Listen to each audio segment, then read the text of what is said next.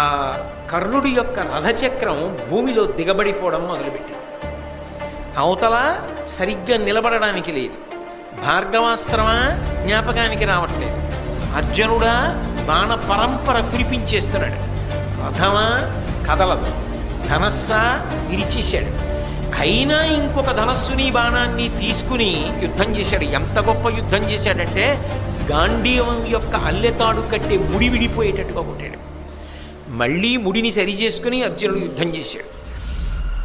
కిందకి దిగి ఆ రథం యొక్క కాడి కింద తన భుజం పెట్టి ఆ రథాన్ని పైకెత్తడం కోసమని ప్రయత్నించాడు. అయినా ఆ రథం పైకి రాలేదు. కానీ ఆశ్చర్యం ఏమిటంటే ఈ భూమి అంతా కులపర్వతాలతోటి సముద్రాలతోటి 6 అంగుళాల పైకి లేచింది.